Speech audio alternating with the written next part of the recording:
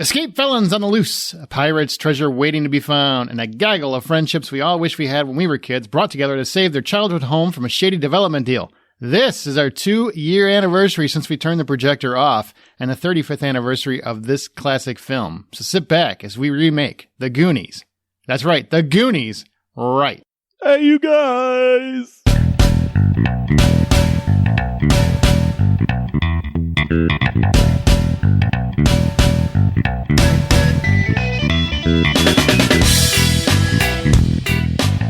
Hello, my fellow cinematic architects, and welcome back to Remake This Movie Right. Remake This Movie Right is a show that takes an original film that has an actual remake in the works.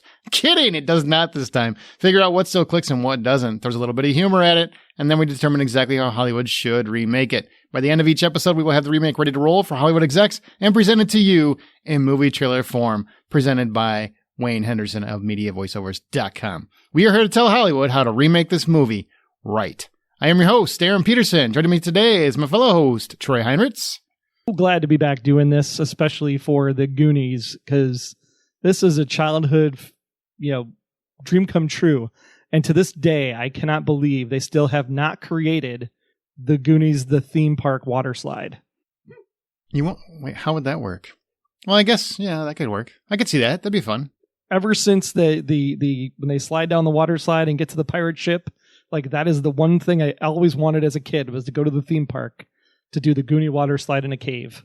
Man, and Warner Brothers owns Six Flags, right? Because they're all Looney Tune characters that are there, so, or at least they have some stake in it. Just freaking, yeah, let's do it. Let's get a Goonie ride. Why not? Or license it to Universal or something to do it into Islands of Adventure. Or Universal Florida has a new water park they're building, not anywhere near the current parks, which is totally weird, but that's for another podcast and a different day. Big fan. Or add it to, Disney can buy it, and what they can do is they can connect that sucker to Pirates of the Caribbean or something. I don't know. I think that they're at the limit of IP purchases before the SEC and the FCC and the FTC and a bunch of other acronyms get involved. I keep thinking that. I think go buy another studio and a network and whatever else they can get their hands on. I am literally waiting for the day that, now that the Paramount thing is no longer a thing, and not that Disney was ever subject to the Paramount thing, that, we're going to see Disney and Apple and Netflix actually buy AMC, Cinemark, and Regal. It could happen.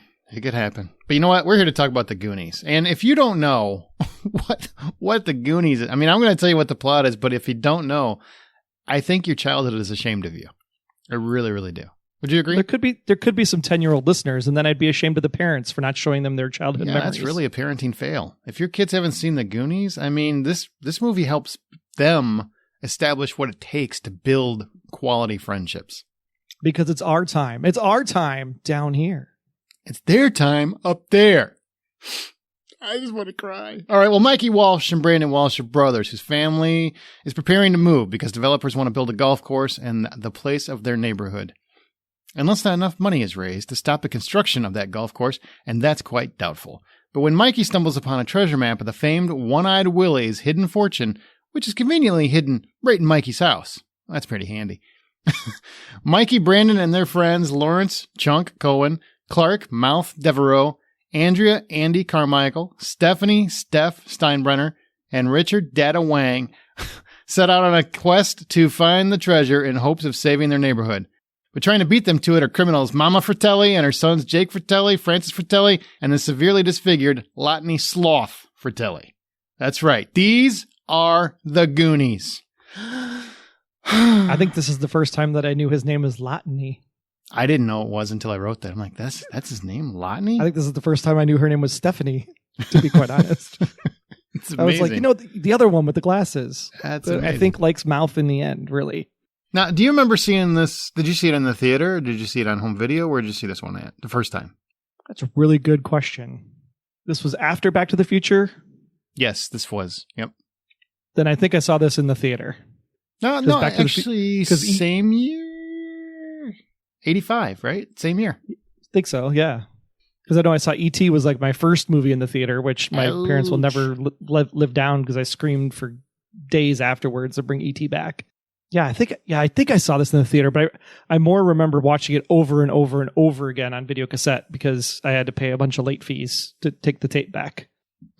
That's a good sign, right? Back in the day, because that's what happened. Yeah. They were too expensive to actually go out and buy them. They made those things like $100 a pop. And then when it came out on DVD, it was like, oh my gosh, the Octopus got added in. I'm so excited. And then I wasn't really that excited. Yeah, it didn't work. It did not. No. Not at all. Worst special effect. I remember seeing this in the theater. I did see it in the theater. I remember seeing it in the theater. And yes, it was the same year as Back to the Future. 1985. That's like the prime of my teenage years. I wasn't even quite a teenager. I was almost a teenager. But I was like in the same age as these kids, so I wanted these kinds of friends, because I grew up in kind of a broken family and whatnot. I'm not trying to make it a sad story, so hang tight. This isn't Dr. Phil.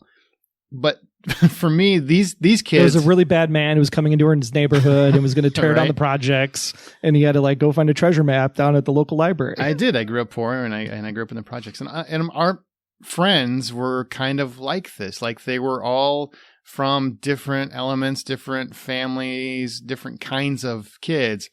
And we all came together. We were kind of like this family. So the movie felt like such a family. It really reminded me of most kids that I grew up with in the 80s and, had a lot of those kinds of friendships where they were seen as, these kids were a lot softer than the people I grew up with, but they were seen as kind of rebels and whatnot, and myself included. And here they were just kind of like tamer versions of those same kind of friendships. And it really, really spoke to me as a movie fan, as someone who just kind of lived on imagination. I've always wanted to, be a writer and things like that. So my imagination has always been sparked like these big ideas, these big crazy concepts. And a pirate treasure hunt is like at the top of the list. Who doesn't want that? Like when you're a poor kid, the idea of it's kind of like playing the lottery, right? I'll find a treasure map, find the treasure, changes me and my family's entire life. Like that's a dream.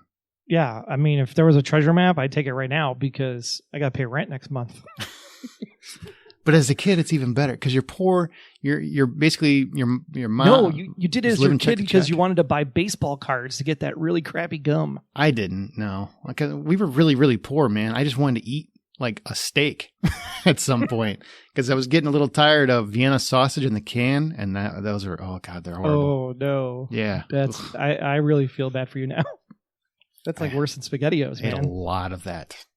To this day, opening a can around me and I will get sick.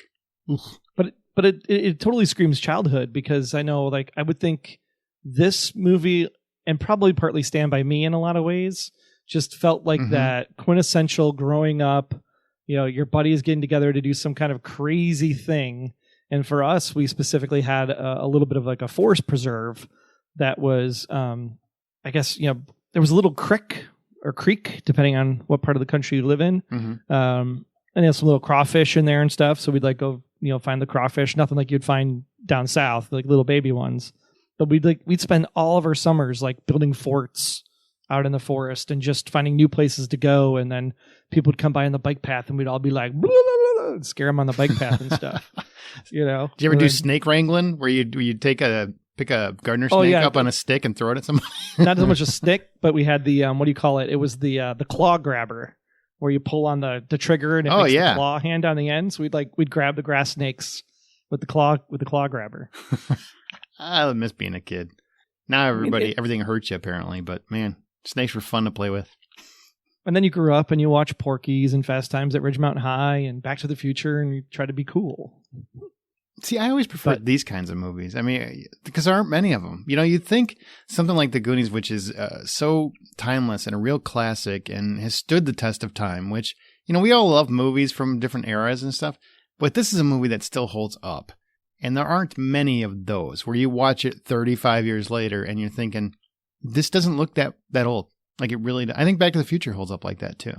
Oh, it absolutely does. And I think this is one of the fun ones because as you're kind of in that Mikey age group, you kind of think about who's your first crush? Yeah. Especially when it comes to women. And I can remember watching Lucas and going, wow, Carrie Green is kind of hot. She's adorable. And then when you're Mikey and and Mikey gets to kiss Carrie Green in the cave, you're like, Mikey's my hero. I want to be Mikey when I grow up. Mikey's awesome. And then turns out Sean Astin really is awesome because he literally was everything you want to be. Like he was a football player. Mhm. He got to save Middle Earth. And he's a great brother in this movie. Like I know we always talk about the kids, but he's really a great brother. Like he's the brother you always wanted. For sure. Absolutely. You know, they obviously fight and whatnot, and they don't get along at times. But man, when it comes down to it, they're both there for each other, and that's a beautiful thing. Even sharing girlfriends. Well, not intentionally. I wonder how that would play in today's environment. But that was a moment where that could easily be a very uncomfortable scene, and I think it was played beautifully because it was so innocent. It came across very innocent and sweet, and it really, really, that's a beautiful scene, the whole kissing her. What happened to your braces, Aaron? Every boy fantasized about being Mikey, let me tell you. Oh, for sure. Yeah, for sure. Well, you know what? Let's get into the actual original movie. We are a member of the Hollywood Outsider Network. Listen to episodes of Remake This Movie Right on your favorite podcast app, or just visit the website at remakethismovie.right.com. Troy's been trying to bring this back for like a once-a-month event for a long time. So you never know. If you really enjoy the show and you've missed it, you know, send us an email. Let us know, or hit us up on our Facebook group or on Twitter at Remake Right and let us know that you really missed the show and you'd like it to come back. And you never know. Things can happen. Weird stuff has happened. So right now, let's take a listen to the Goonies.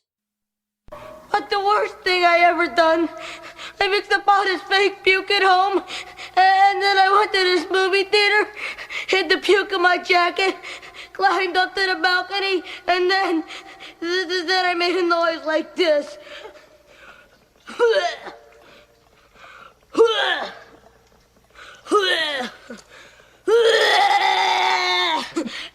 And then I dumped it over the side on all the people in the audience. Then this was horrible. All the people started getting sick and throwing up all over each other. I never felt so bad in my entire life. I'm beginning to like this kid. All right, now we have always got some trivia about the movie. Are you ready for some Goonies trivia? There's got to be a ton of it by now, I would assume. Yes, and I'm making all of it up. No, it's all true. As far as I know. So when rocks are falling from the cave ceiling, Ke Kwan screams, "Holy S-H-I-T." He said he spelled the expletive because his mother made him promise not to use any bad language in the movie. That's funny because he probably had one letter then for each boulder as he ran down the hallway to try to avoid the last one. And I'm still mad. I'm still mad we never got a short round movie, by the way. Still could. Still could. I think that would be great. What a spinoff. It'd be fun. According to Sean Astin, he was allowed to keep the treasure map used in the film. Several years later, his mother, Patty Duke, discovered it, thought it was just a crinkled piece of paper, and threw it in the trash. Did Sean get it out of the trash? No, it's gone. I don't know if he got it back. I don't know the end of that, but I'm going to assume no, because it's a better story. That is heartbreaking. Isn't it? I'm almost tearing up a little bit. That's like a classic piece of movie history. I would want emancipation at that point. I'm like, you know what? So. I think we're done. I think so. June 7th was officially declared Goonies Day by the mayor of Astoria, where the movie was filmed, during the 25th anniversary celebration in 2010, which is very cool. For our out of the United States listeners, that is Astoria, Oregon, one of the states on the West Coast by the Pacific. Did you just say one of the, like they wouldn't know where Oregon was? Well, they might not know where Oregon or Astoria, and okay, all right. With everything happening in Portland right now, maybe people don't want to know where Oregon is. Man, ain't that true? Well, One-Eyed Willie's ship, the Inferno, was 105 feet long and took 2.5 months to construct. It was modeled after Errol Flynn's ship in the Seahawk from 1940. I don't know if you guys ever saw that. Great movie. The sails required more than 7,000 square feet of material. The largest measured 30 feet by 60 feet, and some of the ship's rigging was recycled for the Pirates of the Caribbean ship at Disneyland, which was being renovated at the time. I'm more impressed that the ship was called the Inferno because that's the first time I knew that too. So I'm learning all kinds of new stuff tonight. Well, and also it's educational and entertaining. Yeah, and this is kind of a fun fact, I guess. But if you didn't know this, the kids, when they first see the pirate ship, they hadn't seen it to that point. Richard Donner, the director, he kept it from them because he really wanted to surprise them. So a lot of those surprise shots were real surprise. So the "oh wow" was actually really an "oh wow." I don't know if all of it was, but some of it was definitely very genuine. Yeah. I would have been. I mean, it was like I remember being a kid watching that reveal and just going like, "There's a pirate ship in the movie. That's awesome." Yeah, I totally would have taken it for a spin if I was there. I'd be like, "All right, let's go. Let's Let's do this. The Goonies Oath. You ready? The Goonies Oath that was cut out. You want to know what it was? Sure. Other than it probably ends with Goonies Never Say Die? No. Or starts with Goonies Never Say Die? Neither. Does it exist anywhere in the oath at all? No, it doesn't. It doesn't. But here we go. Here's the oath.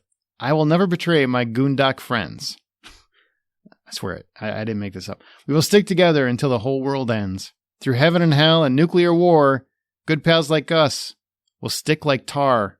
That doesn't rhyme. In the city or the country or the forest or the boonies, I am proudly declared a fellow Goonie. I feel like they should have made Stephanie and... See, now I can only think of her as Carrie Green. Andy. They should have made them do that in the well. I think that would have been a cool add-in. Would have been way better than the octopus. I don't know, but now that I'm reading that, I don't know if they needed to have it at all, because it's not good. It's like, through heaven and hell and nuclear war, good pals like us will stick like tar. War and tar don't rhyme. But it's an Oregon accent. Tar. Tor. I guess. I don't understand. All right, well, whatever. More trivia. Come on, let's go. Cyndi Lauper co-wrote the theme song. Goonies are good enough. You know what I find funny in that pledge is that the nuclear war does come up because it was the 80s and that was all the rage. So the fact that kids would be afraid of nuclear war is kind of actually interesting that they penned that in there to be part of the motto. All right, well, Cyndi Lauper co-wrote the theme song, Goonies Are Good Enough, and shot a music video that features a cameo by the film's executive producer, Steven Spielberg. The 12-minute video basically tells the movie's story as a musical. Cyndi Lauper plays Cindy, a new Goonie recruit. The Bangles play pirates, and Andre the Giant plays Sloth. I just want to point out, I met Susanna Hoffs of the Bangles once. She is gorgeous. I don't know why. I just want to throw this in there. I met Andre the Giant once. Was he gorgeous? He was. He was a very, very beautiful man. Tall fellow. Tall. Very tall. Did you just look up? Did you just want to climb him like a telephone pole? No, because he was in the wrestling stuff at the time, and it's like, you're all sweaty, I'll fall down. He seemed like a gentle giant. He was a very gentle giant. Super nice. All right, only a couple more left here, but, trivia is always fun. Jem Susak's makeup took 5 hours to complete. One of the eyes, this is Sloth, one of the eyes, which was out of place on the face, was mechanically operated off screen by remote control. Conceivably by Natalie Dormer. Someone would count down and Matt Susak would blink his other eye in synchronization. The cast was told not to get him wet in scenes outside of the pirate ship. Unfortunately, he got wet, delaying filming for another day. Because the eye went on the fritz. Yeah. And then everybody was like, why is that creepy dude winking at me all day? Yeah, what's going on with that? He is hanging out with kids all the time. It's already creepy enough. Let's dial it down, people. Not as creepy as that luck dragon. Oh, don't get me started. And guys, go listen to the Never Ending Story episode. You'll learn things that you never thought about. Do it. The bats were made of crumpled black pieces of crepe paper that were shot out of an air cannon. I always wondered how they actually got that nice burst to happen. So that's kind of cool that it was a t-shirt gun. It's funny. It's funny. All right, last one. According to director Richard Donner in an interview with the directors, producer Steven Spielberg instructed the cast members to act cold and distant toward Donner on the last week of filming, which puzzled him. Because shortly after filming wrapped, Donner went to his beach house in Hawaii. He's got a beach house in Hawaii? Ran into a frenzied neighbor who took up his entire day. When he arrived home, the entire cast was there to celebrate with a cookout. Spielberg flew them over to Hawaii on the promise that they would not speak a word of the surprise to Donner, which prompted them to act the way they were on the last week of filming. I think Richard actually talks about that exact event. Josh Gad on his YouTube channel has been doing these shows called Reunited Apart. It was great, and right? They did a Goonies Reunited and did some of the lines and shared some of the memories. And I think that was one of the conversations because I think Steven showed up and Donner was there. And it's just really cool to like watch that and like, man, that's my childhood. And they're going back and like, it's just cool to see your heroes today. And that's why I think a short run movie would still work. Oh, man. So I think that would be fun. It would have been way better than Crystal Skull. That's one we got to remake. We got to remake that whole movie, right? Just that one, though. The rest of the indie flicks are perfectly fine. Okay, well, let's talk about the original. What makes the original for you so notable? Like, what do you love about it? What really stood out to you as to why it's so memorable and why people still love this movie 35 years later? I've got friends who can quote this movie all day. I'm sure you can as well. Why do you love it? I love it because this one and Back to the Future just did different things with movies where it had this like real slow, cold open where you're just walking down that jail cell. Like what is going on? I thought this was a kid's movie. Like what's happening here? And then you get the whole trick with him hanging from the pipe wrench in the thing, and you realize he's not dead, and then you get that just explosive music to start the movie.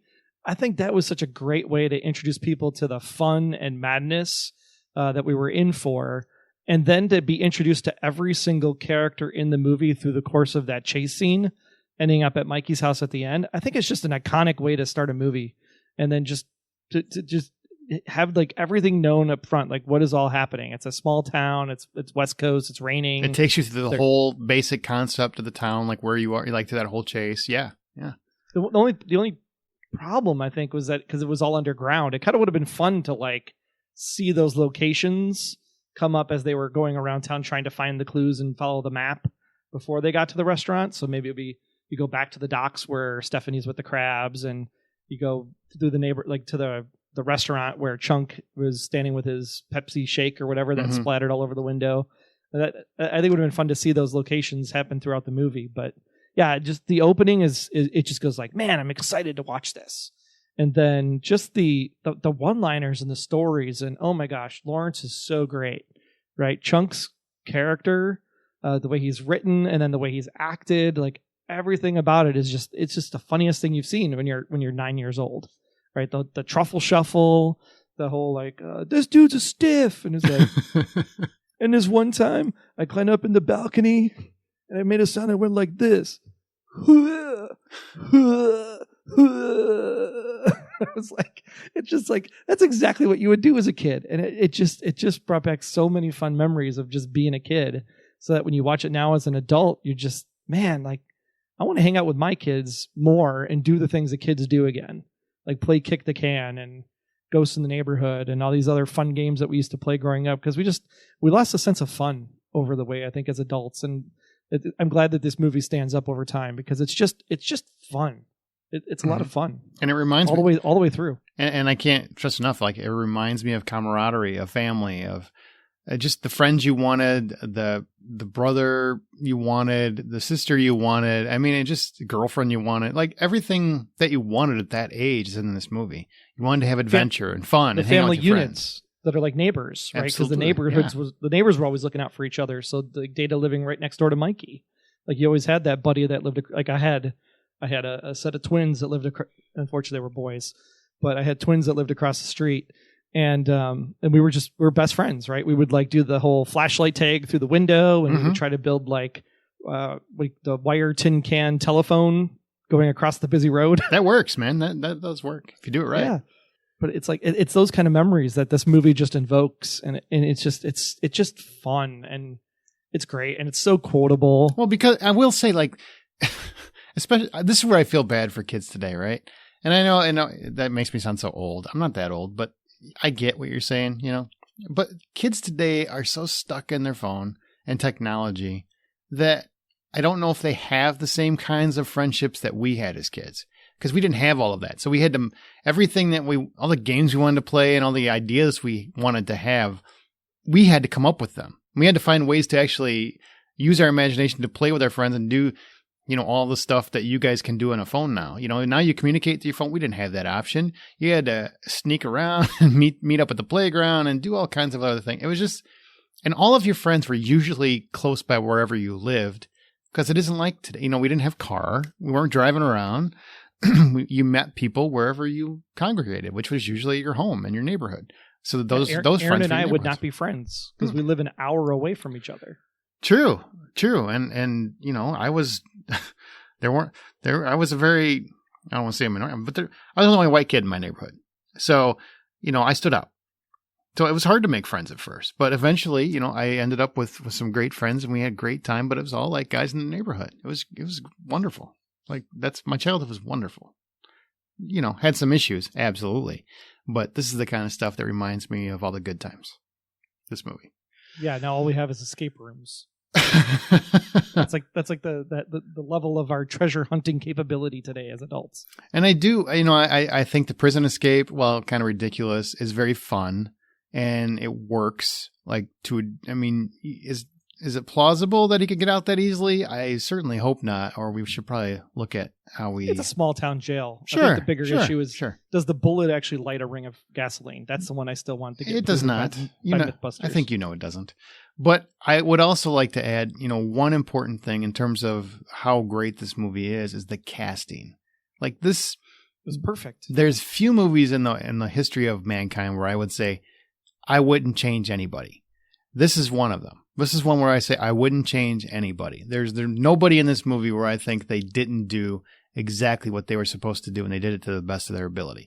Even Mama Fratelli, it's just she's a great actress, but she's also a great character, and she really brings her to life. She pops, and it works, and you get why the boys love her. You don't quite get why she changed her son up, other than he's embarrassing a little bit.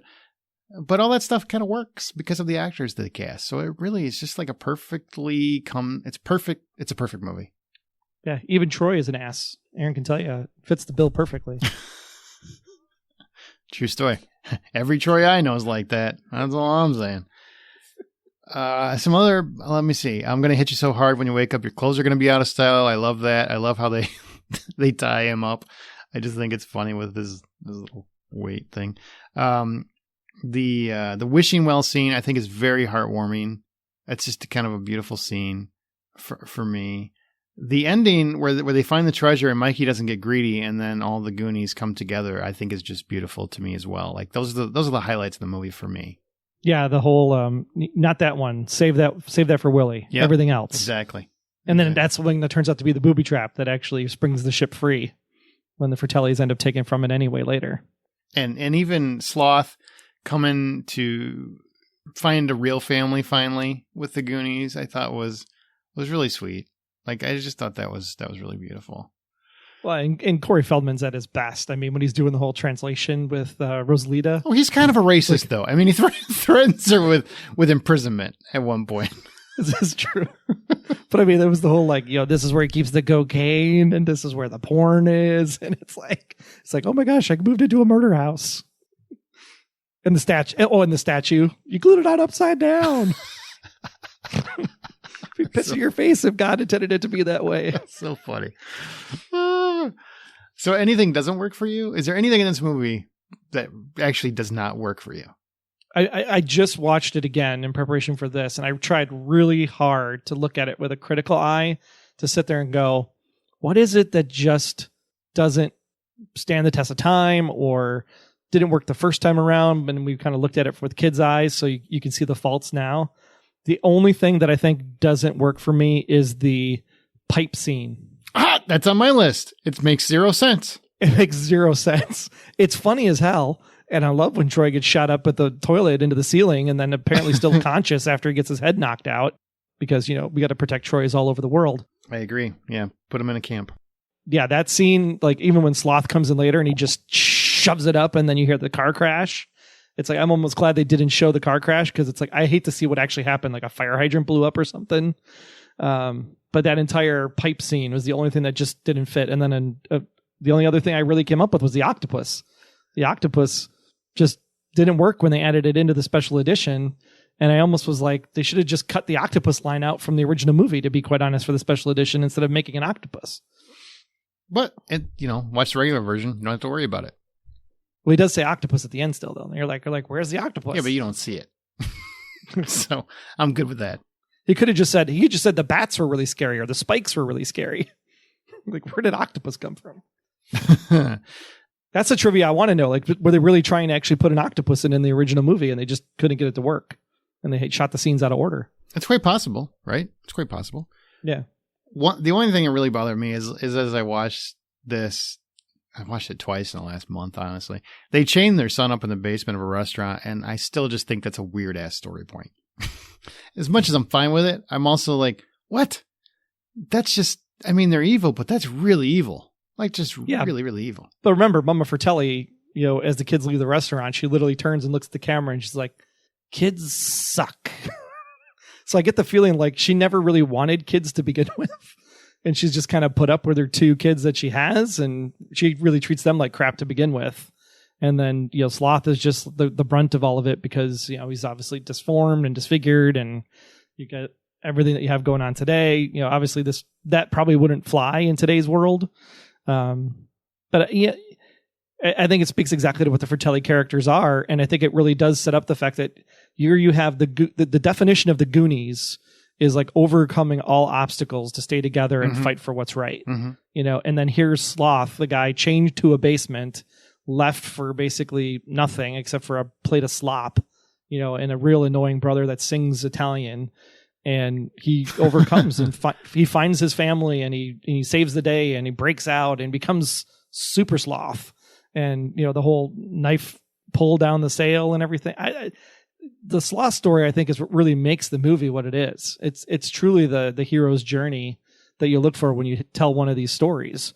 It's not Mikey, it's not Brant, it's not saving the Goondocks, it's really Sloth. And then the reason for Sloth to go through his journey is because of the Goondocks and because of Astoria Country Club and all that other stuff. But really, Sloth is the one that really means what it means to be a Goonie. What the hell are you talking about? You could take Sloth out of this movie and I wouldn't care. Oh, no. I would like it more.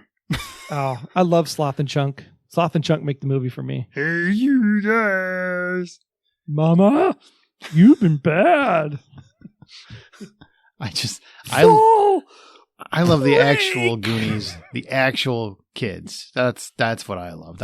Sloth is hit or miss for me. The actual kids were just lucky the whole time. That's just it was all just dumb luck to find. Hey, Dada was extremely smart. He had some pretty cool booby traps. Booby traps. He had some cool ones. Slick shoes. I like how Mouth's talent was just a jackass. That's his talent. Hey, Mickey, come over, give me a nice wet licorice kiss. You could quote the movie all day long. Should this movie even be remade, or should it be placed in don't touch status? For me, I think this is one that you can't go back to the well on. So I would put it in the don't touch status. You could expand on the universe in different ways, but I don't think this particular movie, this particular story, I don't think you can touch it, except for maybe redoing the pipes. I think you could do a sequel pretty easy. Sure. with their kids and stuff like that. Although I think that window has kind of passed. Spoiler alert for later. Well, I think you got some idea. Maybe it's their grandkids at this point. But I could see something like that. And I always like to ask this when something holds up, as what I would put it in don't touch status. I would say,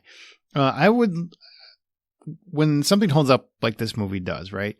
Why do you think people choose this film as a hand-me-down movie? Meaning this is one that they show their kids, who in turn show their kids. Like, why this movie? Yeah, I'm trying to compare it, right? So it's like, it's this one, it's Karate Kid, it's Back to the Future, it's Ghostbusters. Like, there's like a staple like selection, like Raiders of the Lost Ark, Raiders of the Lost Ark, there's a couple of those. Yeah. And I think it's the wonderment and amazement of something that's not possible becoming possible, and knowing that no matter what, whether you're big, small, tall, strong, what have you, you could overcome the challenge and make that happen. And I think that's the same thing in every one of those movies, right? George McFly, he's just a weakling, and then he comes up and beats up Biff at the end of the movie. Even Marty himself is a little bit of a downer at the start, getting picked on. And I have no idea how he ever got Jennifer as a girlfriend, to be quite honest, originally. And definitely would have gotten her with the truck at the end of the movie. But Elliot's picked on, and then he finds this magical, mystical creature that makes him cooler than he probably is. And he releases all the frogs. I mean, I think that's what it is. It's the underdog becoming awesome because of something so fantastical that it just never would have happened in real life. And it's just the wonder and amazement when you sit back and watch it. Yeah, I think to me, it's a movie that is perfectly representative of its time, but also holds up. And like we talked about earlier, and that's just a very rare event. There aren't many movies that really hold up. Ghostbusters mostly holds up, but not to the level that I think Goonies does, because the special effects are very dated in Ghostbusters. For sure. And the dogs look awful now. Trying to watch that, it was hard to watch it when it came out, let alone now. Well, the story's still great. Story does, jokes work, all that sort of thing. But Back to the Future still holds up, even with effects. Goonies still holds up. because they don't have a lot of effects. Most of it's practical, and that pirate ship is amazing when you see it. You know, I really think, I don't even know if they could do it better now because they try to digitalize everything. It just wouldn't look as real. So, and a lot of those movies, and you could go check out a show called The Soundtrack Show with David W. Collins. It's fantastic because he goes back and looks at all of these movies from this era and just how much the music is really the character of the story in a lot of these. And especially when you get to certain sequences, like the cave sequence, and there's the Andes theme or the Goonies theme. And when you hear these notes pop up in other places throughout the movie, it's actually telling the story and you just don't even know it because it's so embedded in the background. And then when you finally understand what that's actually meant to be, like the Dies Irae, there's like these 4 notes, and it's basically from like a Gregorian chant mass. And it's like, so when you actually see those notes at the pipe organ and she plays the wrong ones, it's actually the Dies Irae notes. So you know that death is imminent, basically, is what it means. Ah, that's a fun fact. Yeah, the score by Dave Grusin. It's a great score. It's very fun, very lively, very ominous in moments. I mean, I think they did a wonderful job. And I wondered if David was actually a writer too on this, because only a musician comes up with is it A sharp or is it B flat? Play the wrong note, we'll all be flat. Maybe, but Chris Columbus wrote this, and he is a gifted writer. So it's because very possible. Know that A sharp and B flat is the same note. I did not know that. Yeah, there is no such thing as A sharp technically. Most times when you see it, it's a B flat, but a half step up from A is a B flat, and a half step down from B is a B flat. So it is literally the same note. That's why I thought it was only a musician writes a joke like that. Hmm. Well, Chris Columbus wrote it. Maybe we've got some info from him. I don't know how that works. Maybe. But the story was Steven Spielberg, and the movie was written by Chris Columbus, who went on to Home Alone and a bazillion other things. Harry Potter. He did the first 2 Harry Potter movies. Okay, we've got one more clip from The Goonies. Wait a minute. This isn't gold. This is a wishing well. Look. Hey, you guys, look. It must be the old Moss Garden wishing well. You know, I always used to believe that when you threw your money in, it turned into your wish. You take no coins, and I'll take 2 coins. Hey, that's not fair. You might keep all your coins and you don't get any. Wait. Stop. You can't do this. Why? Because these are somebody else's wishes. They're somebody else's dreams. Yeah, but you know what? This one right here. This was my dream, my wish. And it didn't come true. So I'm taking it back. I'm taking them all back. All right, since this movie is hitting its 35th anniversary, and as fans, we always think we know the best way to do anything, how should Hollywood remake The Goonies? Now remember, our selections are settled by typically a best of 3 vote, but our third host couldn't make it for this one, so we'll fight. We'll cage match it out. We'll get there. Each host gets one cut per episode to be used when they are extremely passionate about their idea. Now, you can't cut an entire idea out, just an element of it. So, first we rattle off our idea. Who do you want to go first, me or you? You choose. You go first this time. Okay, here we go. I have a really good idea, so I'm curious to hear how yours, because I have like a really good opening and a really good ending that ties together, and I need help with the middle. So I'm hoping your middle can flesh out my idea. All right, I'm ready. Are you ready? I'm ready. Here we go. See, this one is a bit easier to me than the other ones because I wouldn't change too much, honestly. So no pirates. He didn't do his work. No, I did a ton of work. No pirates this time though. I would use reality. No pirates. So in pirates are real. You know what I'm saying. Space pirates might not be real, but pirates are real. You know what? I don't even want to tell you my idea anymore. We're done. All right, okay, here's I'll go. I'm in more modern reality. Okay, I would use a more modern reality. Got it. Modern pirates with speedboats, James Bond style. Got it. Okay. In 1988, New Mexico antiques dealer Forrest Fenn was diagnosed with terminal cancer. This is true. He decided to be buried with $2 million of gold, gems, and jewelry in an undisclosed location in the western U.S. He actually recovered, but decided to bury it anyway and create a treasure hunt. This is all true. Go look it up. He wrote a poem with 9 clues and created a treasure map that anyone can find in his autobiography, The Thrill of the Chase. So if you're feeling like a treasure hunt of your own, go find that book and see you can join in. So people have died looking for this treasure. And I want our Goonies to be the ones that finally find it. So my movie is set in Denver, Colorado. Very scenic area, perfect for a treasure hunt. Don't have to worry about Portland, but also has an inner city. So 7 inner city kids, see, I come from the inner city, so I like that idea, are again in danger of losing their homes due to a city zoning project. And I want a mix of races and sexes like a real inner city. I want Mikey, his older brother Brand, Chunk, Mouth, Steph, Dada, and Andy, but of all variants of races. The only way to save their homes are to pay the assessment taxes and reclaim their rights. Their parents will never have this kind of money. They just won't. So Mikey, our leader, just like in the original, tells them about the thrill of the chase, the book. No one believes him, just like you guys listening probably don't, but it's real. Swear to God, Google it. But since they've got nothing to lose, and his older brother Bran does have a driver's license in this one, because you're going to need it to drive around, they set off to find the treasure. Now, one of the kids' dad is a low-life criminal. I'm going to go with Mouth. Makes sense. Here's their plan, assembles his brother and mother Fratelli to follow them to the treasure and steal it for themselves. I leave out Sloth because I don't think it would work today. I just don't.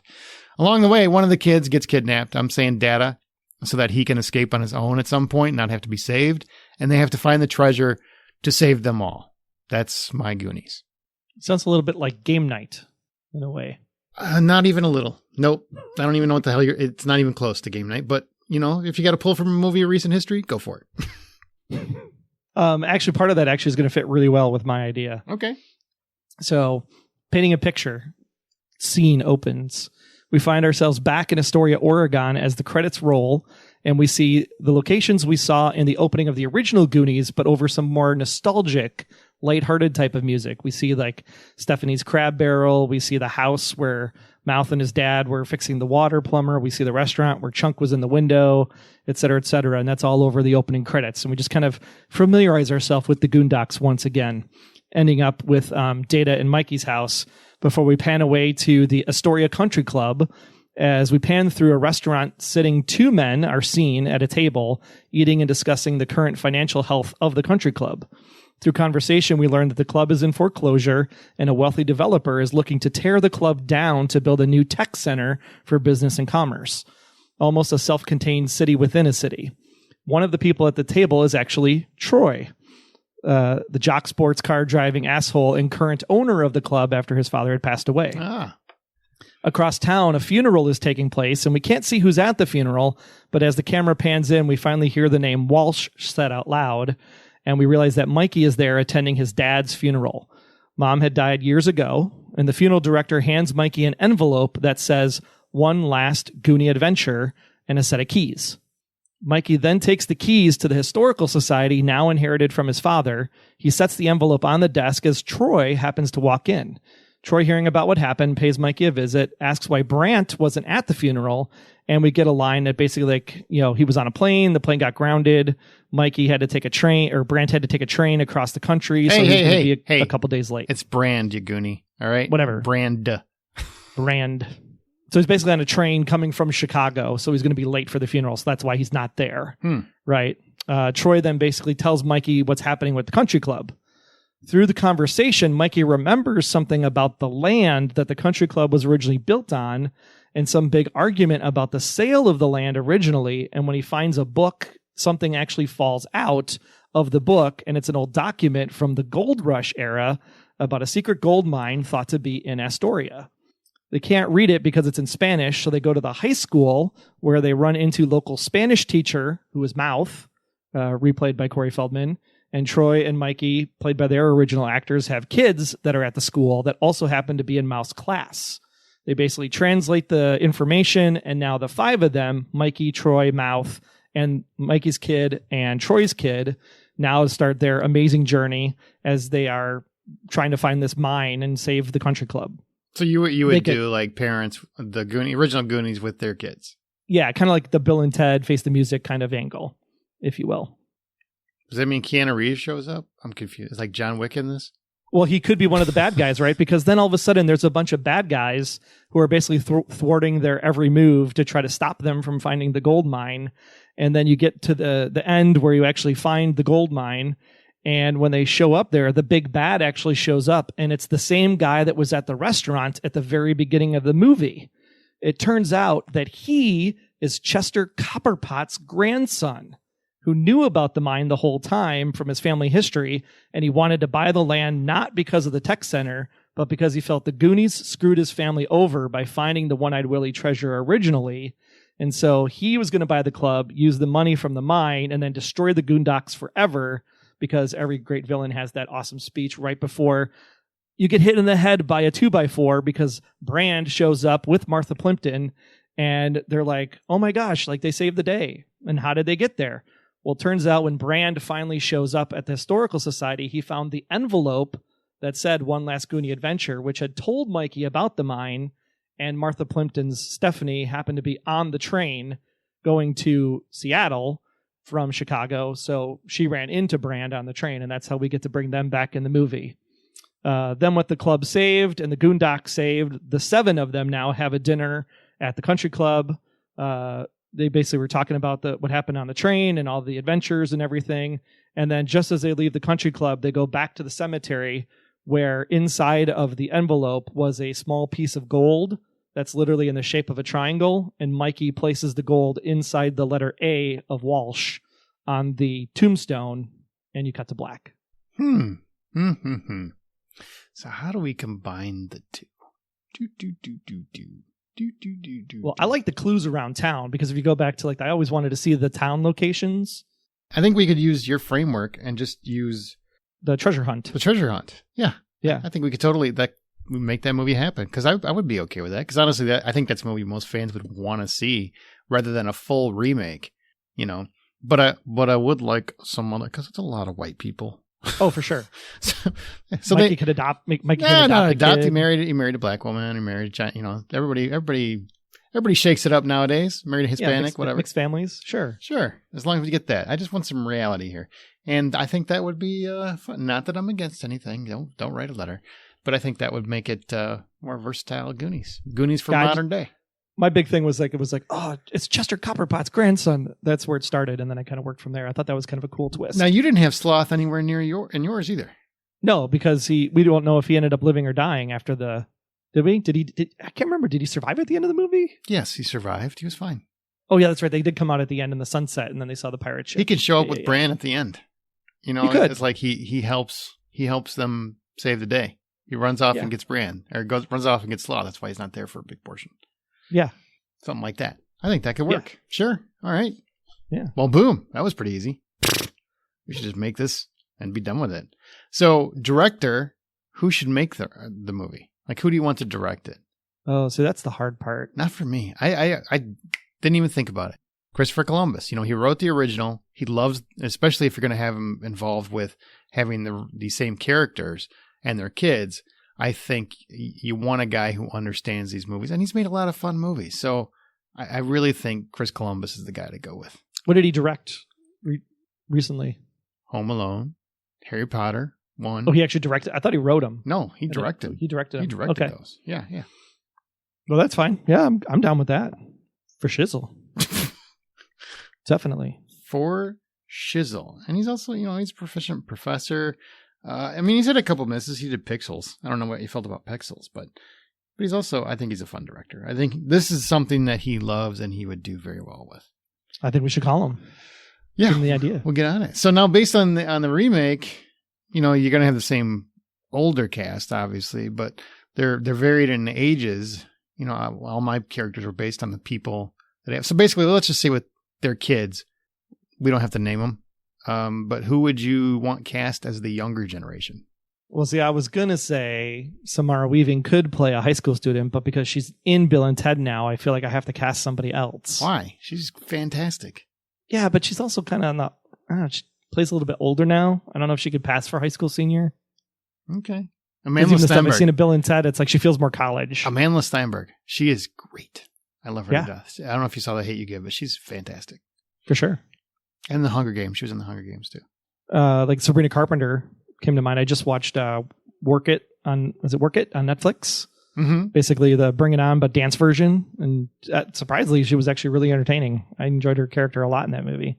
I would like Chloe Coleman in here. She was in My Spy. I don't know if you saw that, but she's fantastic. She could be like a Mouth's daughter because she's mouthy. Ooh, we could have Journey Smollett be like one of the bad guys, but it's a bad female.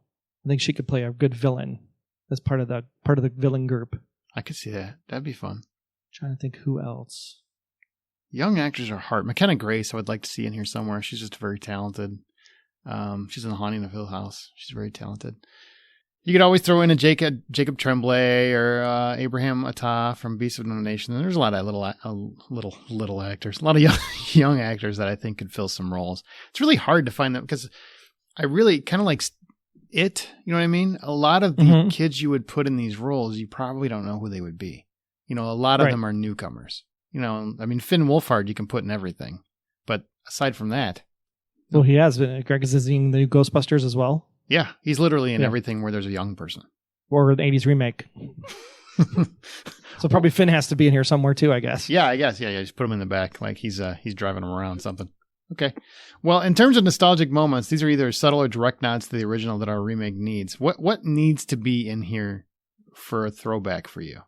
I think the wishing well scene definitely has to be in there somehow. Like they come across another wishing well or a fountain or something where they can have some kind of spiritual uplifting moment. Be a nice moment with their kids where they explained what happened when they were young. I think you need to have, you don't want a pirate ship, obviously, because but you could have where a pirate ship is prominent in a scene or something, you know, like they're in a museum or something along those lines as one of the clues leads them to a museum. Yeah. And I think you need the booby traps. You need Data's contraptions. Definitely. Yeah. Yeah. Definitely. And a statue of a guy's dick upside down. That would be great while they're in the same museum next to the pirate ship. They've all got a statue and it's upside down. That would be fantastic. Totally. Oh, that's pretty funny. And also Mouth, because he's an adult, right?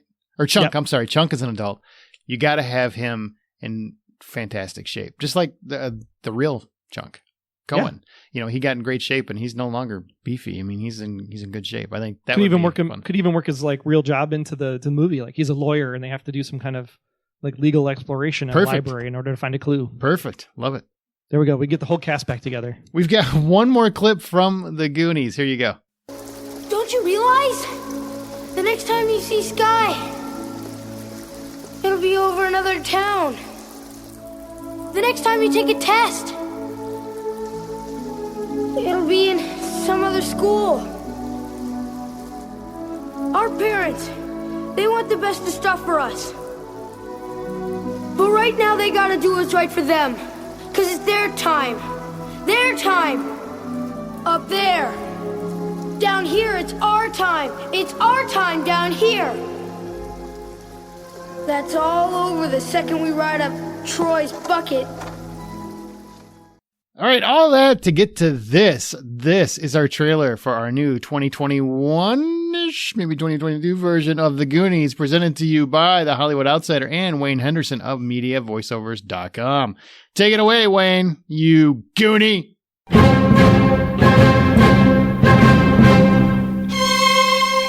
Hey, you guys! The Astoria Country Club is in danger of foreclosure. And a more mature former foe now needs help from the only team who've ever managed to get things done to save it. The Goonies. Many years earlier, rich entrepreneur Forrest Fenn hid $2 million in gold and jewels somewhere in the vast Oregon wild. If this treasure can be discovered before the villainous Chester Copplepot IV gets there, an Astoria landmark can be saved. The Goonies have the tools, but since the years have finally caught up to them, they're going to need help from a new generation. That's right, their kids. The original cast returns to join 80s nostalgia with modern technology and a who's who of young actors for a movie over 35 years in the making. It's our time right there. The clues are everywhere. The danger is real, and the adventure has just begun. These are the Goonies. And they never say die. Bam! Yes. That was amazing. I will watch I can't that. believe that he can put that together so fast. I know. It's just like, were you listening the whole time, Wayne? What the hell is going on? Hopefully there's not time travel in this movie. That would be weird. I would like time travel. That would be cool. Why not? Marty McFly just drives up with his DeLorean at the end. You're not going to believe what happened. Wait, that's the wrong character. Sorry. That's Doc. What happened? I don't know what I'm doing. Oh, man. Anything more you want to say about the Goonies before we head on out of this bad boy? If you're listening to this and you've never seen the movie, go see the movie. You made it a really long way if you've never seen it to get to where we already plotted the remake and everything else. Well, and they're probably thinking like, where the bats come in and where does the pipes come in and what pirate ship? Like, I want to go see this thing. This sounds awesome. And why is this little brother making out with her and she doesn't even open her eyes once to see? See, this is why you always open your eyes at some point, people. Just to be sure. You have to remember it's dark in the cave. The only reason there were lights in there was so that the audience could see what was going on. But for the characters, they pretty much were in the dark. I don't know. I'm going to try that and see if I don't get charged, basically, is what I'm guessing. I think if I tried that in a cave, I'd be charged. Be careful. There's a hole somewhere around here. I think Brand was stepping in it. Oh, that was such a cute scene. Such a cute scene. This is the men's room. Wayne Henderson, thank you again for doing that. MediaVoiceovers.com. I know he loves doing that stuff. Troy, where can people find you? You can find me over at theblacklistexposed.com with this other joker, doing all things through the Blacklist, which hopefully will return sometime soon, maybe yet this year, worst case 2021, for its 8th and, cross your fingers, potentially final season. And you can find me on The Hollywood Outsider at all times, thehollywoodoutsider.com. You can also find Remake This Movie Right at remakeThisMovieRight.com or The Hollywood Outsider. It's at the same website, actually. And I show up on there, too, occasionally. You do. Absolutely. Troy shows up there, too. And we've got 60-some other remake episodes you can listen to. And if you are a fan of this and you want more, or you want us to look at maybe bringing it back someday, Remake This Movie Right at gmail.com. We should plug Remake This Movie Right, The Stand. It was just announced that CBS is going to be airing The Stand. CBS All Access will be doing The Stand as a 4-part miniseries later this year in December. So if you're a fan of The Stand, go find the Remake This Movie Right Stand episode so you can find out how we didn't get any royalties for our idea. I just want to clarify. So basically you plugged the one episode of the entire remake series that I'm not on. I plugged the Never Ending Story earlier. Okay. I'm not on that one. I'm just saying, on the way out the door, you're like, what's the one that Aaron wasn't part of? The Stand. MOON. If this is the first time you found this podcast, we've actually had some real fun too with some other 80s properties, especially Short Circuit, where the gentleman, S.S. Wilson, Steve Wilson, he was actually the guy that wrote Short Circuit, and he came on to remake his own movie with us. That was so fun. That was a great episode. Great episode. He did The Howling with us too, right? I think. And The Magnificent Seven. He did 3 of them. He was great, man. I love him. He is a good time. He's a good time.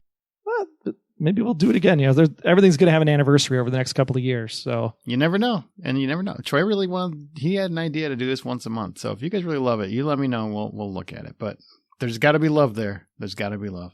Okay. Well, the credits have rolled on this remake, but be sure to come back for our next one. Remember that every film you love will get a reboot someday. And you know what? It's been a while, but that proves true because there's a remake announced every freaking week. Just remember that only you can remake this movie right.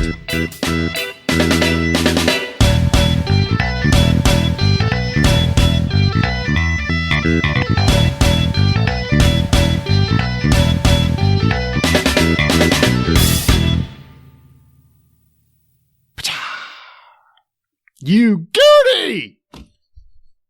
that was my eardrum. You're welcome. You goody! Is that how you say it? Yep. Okay. Angie! You goody! You spread the batter around. I wonder if they got in a fist fight once he found out you made out with his girlfriend. Sloth. Chocolate. We didn't even cast Natalie Dormer. That's okay. I only think a small select people get that joke. That's such an in joke. I don't even care.